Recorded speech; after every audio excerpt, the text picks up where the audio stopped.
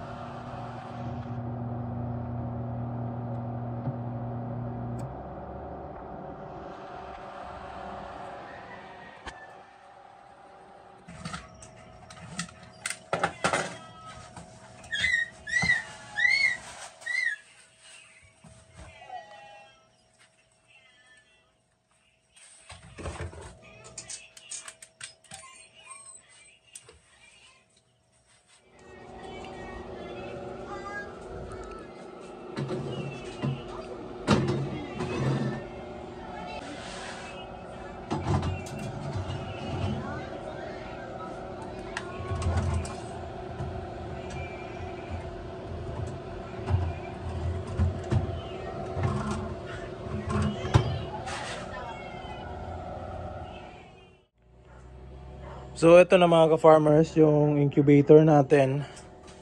Yan, ginabi na tayo pagtapos nito dahil bukas na ito kukunin. So yan, ang ginamit natin dito na mga thermostat is STC 1000. Tapos ito yung power button.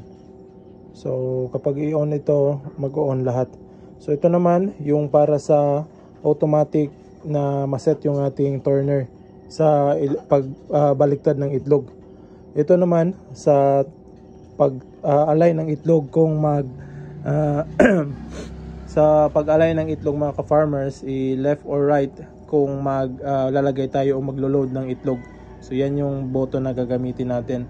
Tapos ito, lalagyan ko pa ito ng screw, 4. Dito nakalagay yung mga wirings ng yung incubator natin. So nandyan lahat. So ito ay mabubuksan naman in case na meron tayong mag-troubleshoot or meron tayong aayusin. So kakalasin lang natin yung mga tornilyo dyan. Tapos pwede na tayong magkalikot dyan in case na meron tayong aayusin dyan. At meron tayong 2 butas dyan, tsaka ito, para hindi mainit sa loob nito ng ating box. So ayan yung design natin sa automatic na incubator.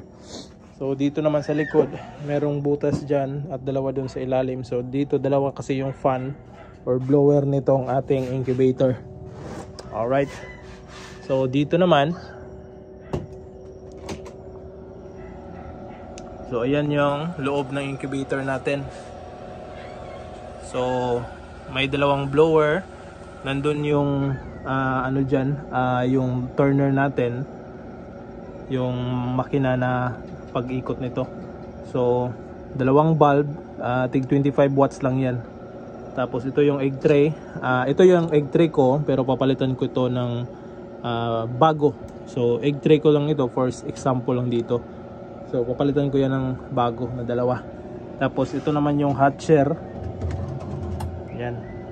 So coated na screen yung ginamit natin dito. So merong 4 na kwarto dito ilalagay yung mga itlog. Yan. So ito yung isa. Yan. So bali 2, kasya dito yung 100 na itlog. Alright, so yung tubig natin nandyan lang sa itaas. So kailangan ito lang yung papalitan natin dito in case na maubos yan. Alright, so goods to go, glass natin. At pwede na ito nating bukas kukunin na ito sa nag-order nito. Alright, so yun lang mga ka-farmers.